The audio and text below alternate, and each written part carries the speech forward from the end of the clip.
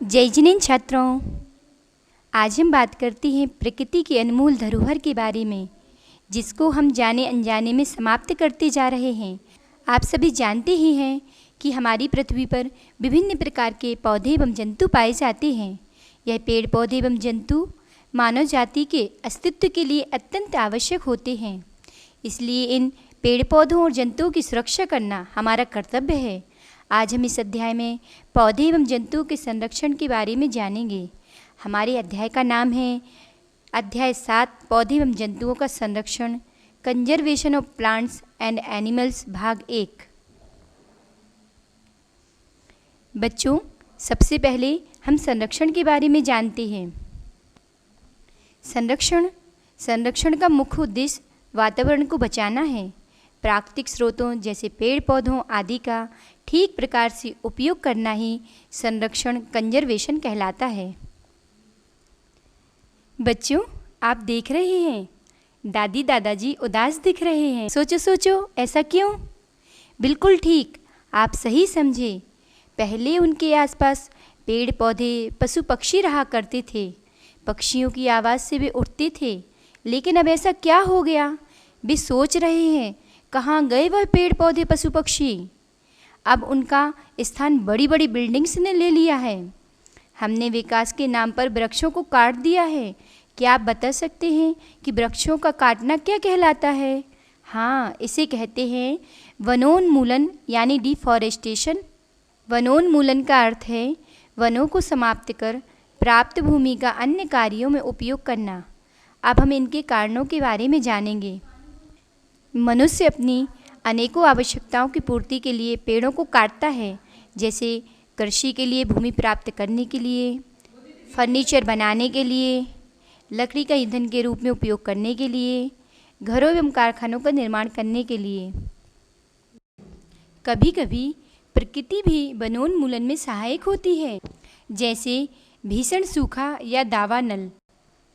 वनोन्मूलन के कुछ प्राकृतिक कारण हैं। इस वनोन्मूलन के खतरनाक परिणाम होते हैं। खतरनाक परिणाम कैसे?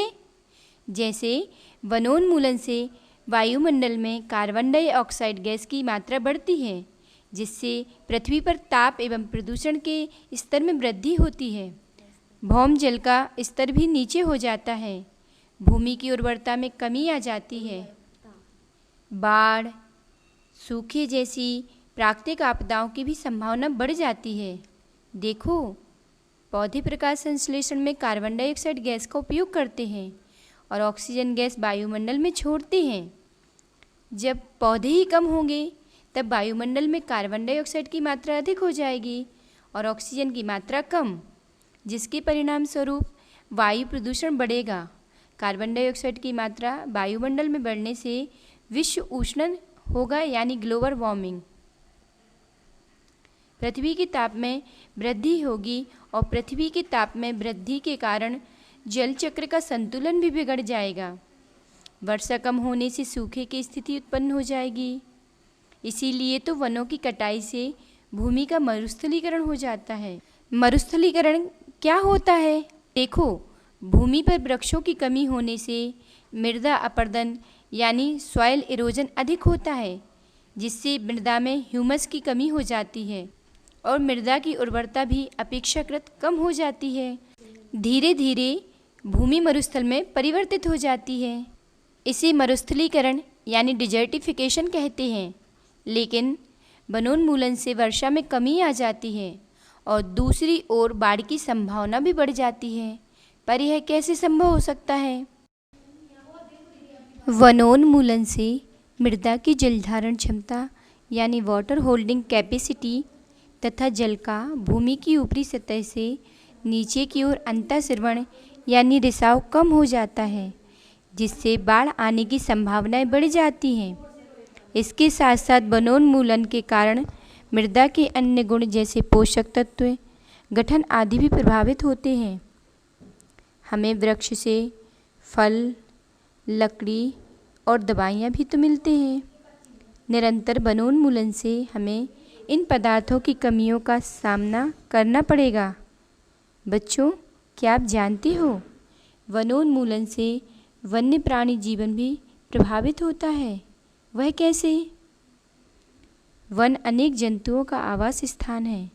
उन्हें वहाँ से भोजन मिलता है। यदि वन काट दिए जाएंगे तो वन्य प्राणी कैसे बच पाएंगे? बच्चों, आप जानती हो क्या, वन और वन्य प्राणियों को कैसे बचाया जा सकता है? वन और वन्य प्राणियों के संरक्षण के लिए हमें व्यक्तिगत और सामाजिक स्तर पर प्रयास करने चाहिए। जैसे हमारी सरकारी एजेंसियां वनों और जंतुओं की सुरक्षा हेतु कार्यरत हैं। इसके लिए सरकार नियम, विधियां और नीतियां बनाते हैं। वन जंतु अभयारण्य, राष्ट्रीय उद्यान, जैवमंडल आरक्षित क्षेत्र आदि पौधे और जंतुओं के लिए संरक्षित एवं सुरक्षित क्षेत्र बनाए गए हैं। यह सब क्या है, अब हम समझते हैं। वन्य जंतु अभयारण्य वह क्षेत्र है जहाँ जंतु और उनके आवास किसी भी प्रकार की अशांति से सुरक्षित रहते हैं। राष्ट्रीय उद्यान वन्य जंतुओं के लिए वह आरक्षित क्षेत्र हैं जहाँ वे स्वतंत्र रूप से रह सकते हैं और प्राकृतिक संसाधनों का उपयोग कर सकते हैं।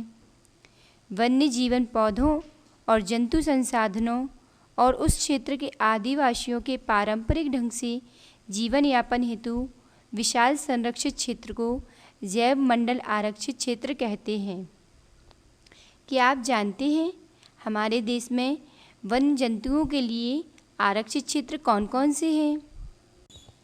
भारत सरकार ने जैवमंडल आरक्षित क्षेत्र, बायोस्फीयर रिजर्व क्षेत्र स्थापित किए हैं, जिसमें से कुछ हैं पचमढ़ी जैवमंडल आरक्षित क्षेत्र मध्य प्रदेश में, तमिलनाडु, केरल और कर्नाटक में नीलगिरी जैवमंडल आरक्षित क्षेत्र, उत्तराखंड में नंदा देवी जैवमंडल आरक्षित क्षेत्र, सुंदरवन जैवमंडल आरक्षित क्षेत्र पश्चिम बंगाल में, आसाम में मानस और तमिलनाडु में मन्नार की खाड़ी। जैवमंडल आरक्षण के क्या उद्देश्य हैं? जैव विविधता के संरक्षण के उद्देश्य से जैव मंडल आरक्षित क्षेत्र बनाए गए हैं। जैव विविधता का अर्थ है किसी क्षेत्र विशेष में पाए जाने वाले सभी पौधों, जंतुओं और सूक्ष्म जीवों की विभिन्न प्रजातियां। किसी क्षेत्र का जैव मंडल आरक्षित क्षेत्र उस क्षेत्र की जैव विविधता और संस्कृति को बनाए रखने में सहायक होता है। बच्चों, चलिए अब हम पचमढ़ी जैवमंडल आरक्षित क्षेत्र का भ्रमण करते हैं। इस नक्शे को देखिए, इसमें पचमढ़ी जैवमंडल आरक्षित क्षेत्र को दिखाया गया है। पचमढ़ी आरक्षित क्षेत्र में सतपुड़ा नामक एक राष्ट्रीय उद्यान और बोरी एवं पचमढ़ी नामक 2 वन्य जंतु अभयारण्य आते हैं। देखो, यहाँ तो बहुत हरियाली है। लंबे लंबे सागौन के वृक्ष हैं और विभिन्न प्रकार के वन्य प्राणी भी हैं। और देखो, यह दौड़ता हुआ खरगोश कितना सुंदर लग रहा है। हाँ, यह क्षेत्र बहुत सुंदर है। जंतु अपने आवास में प्रसन्न रहते हैं, अतः हमें उन्हें परेशान नहीं करना चाहिए। किसी विशेष क्षेत्र में पाए जाने वाले पेड़ पौधे उस क्षेत्र के वनस्पति जात यानी फ्लोरा और जीव जंतु प्राणी जात यानी फौना कहलाते हैं। पचमढ़ी जैवमंडल आरक्षित क्षेत्र के वनस्पति जात और प्राणी जात क्या हैं? साल, सागौन, आम, जामुन, सिल्वर फन, अर्जुन इस क्षेत्र के वनस्पति जात हैं। चिंकारा, नीलगाय, बार्किंग हिरन, चीतल, तेंदुआ, जंगली कुत्ता और भेड़िया ये इस क्षेत्र के कुछ प्राणी जात हैं। छात्राओं, जीवों की सुरक्षा हेतु अपने जिले, प्रदेश एवं देश के राष्ट्रीय उद्यानों, वन्य जंतु अभयारण्यों एवं जैवमंडल आरक्षित क्षेत्रों की संख्या ज्ञात कीजिए। सारणी को भरिए इन क्षेत्रों को अपने प्रदेश एवं भारत के रेखा चित्र में भी दर्शाइए। साथ ही अपने स्थानीय क्षेत्र के वनस्पति जात और प्राणी जात की पहचान कर उनकी सूची भी बनाइए। आपने सीखा, प्राकृतिक स्रोतों का ठीक प्रकार से उपयोग करना ही संरक्षण कहलाता है। संरक्षण की योजना मनुष्यों के सहयोग के बिना संभव नहीं है। वन्य प्राणी अभयारण्य, राष्ट्रीय उद्यान एवं जैवमंडल आरक्षित क्षेत्र ऐसे नाम हैं जो वन एवं वन्य प्राणियों का संरक्षण एवं परिरक्षण हेतु बने हैं। जैव विविधता का अर्थ है किसी विशिष्ट क्षेत्र में पाए जाने वाले सजीवों की विभिन्न किस्में। किसी क्षेत्र के सभी पौधे एवं जंतु उस क्षेत्र के वनस्पति जात और प्राणी जात से जाने जाते हैं। आचार्य श्री जी कहते हैं, जीव दया ही परम धर्म है। दया के बिना धर्म की शुरुआत ही नहीं होती। दया से बढ़कर और कोई दान नहीं होता। आगे देखिए इस चलचित्र को। इंसान के हाथों हर साल जंगलों में बसने वाले 5 करोड़ से ज्यादा पशु पक्षी मारे जाते हैं। जी हां, 5 करोड़। सिर्फ हमारी बनावट सजावट में लगने वाले कपड़े, जूते, श्रृंगार, परफ्यूम बनाने के लिए।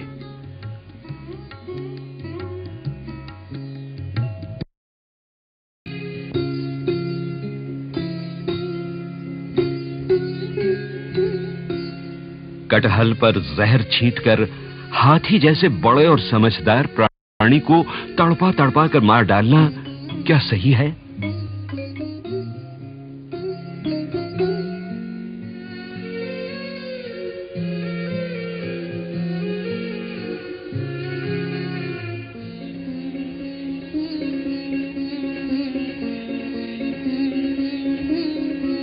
क्या हाथी दांत के एक नक्काशीदार टुकड़े का मूल किसी हाथी के जीवन से अधिक है?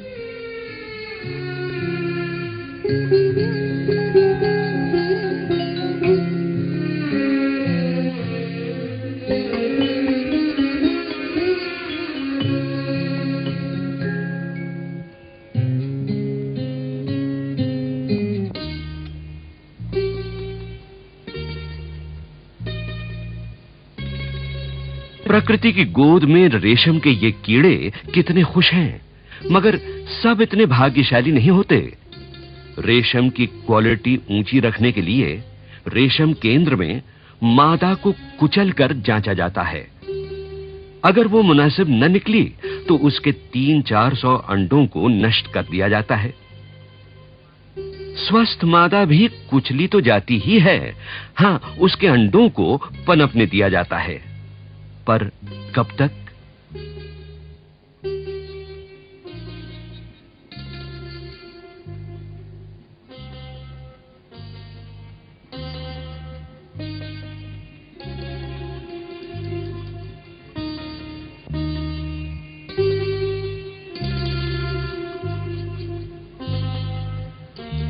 अंडे से निकली इल्ली अपनी लार से बुनती है एक सुरक्षा कवच यानी कोया, पर वही उसकी मौत का कारण भी बन जाता है।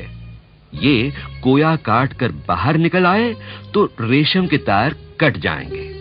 बस इसी कसूर के लिए उसे जीते जी उबाल दिया जाता है। 1 ग्राम रेशम के लिए 15 कोये उबाले जाते हैं। इस हिसाब से 3000 से 6000 रेशम के कीड़े उबाल कर मारे जाते हैं, तब बनती है रेशम की बस एक साड़ी। क्या आज रेशम जैसे दूसरे कपड़े नहीं मिलते?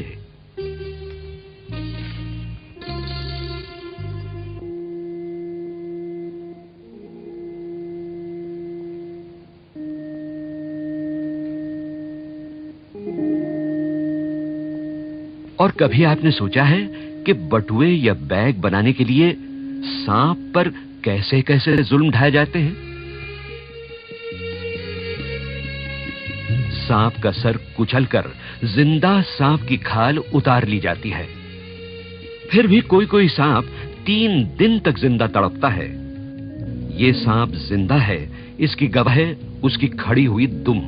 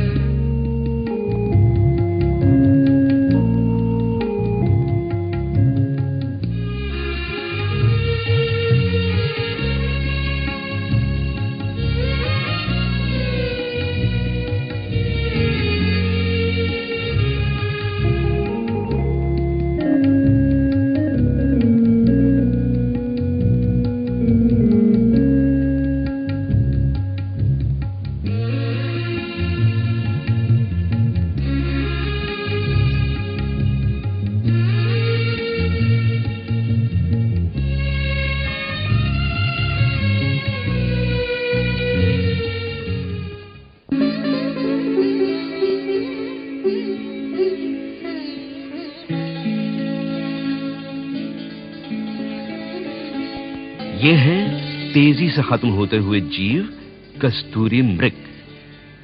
हालांकि इन्हें अब सरकारी रक्षण प्राप्त हो गया है, फिर भी कितने अभागे होते हैं ये मृग। कस्तूरी केंद्र में जीवित मृग की नाभि चाकू से छील-छील कर कस्तूरी निकाली जाती है। एक बार नहीं, बार-बार। ऐसे में कितनी ही बार ये कोमल प्राणी दर्द से मर भी जाते हैं। ये जुल्म अब भी जारी है। हालांकि अब कस्तूरी के बदले 80 अन्य पदार्थ इस्तेमाल किए जा सकते हैं। इससे आगे के भाग में अब हम और नई जानकारी के साथ प्रस्तुत होंगे। सभी को जय जिनेंद्र।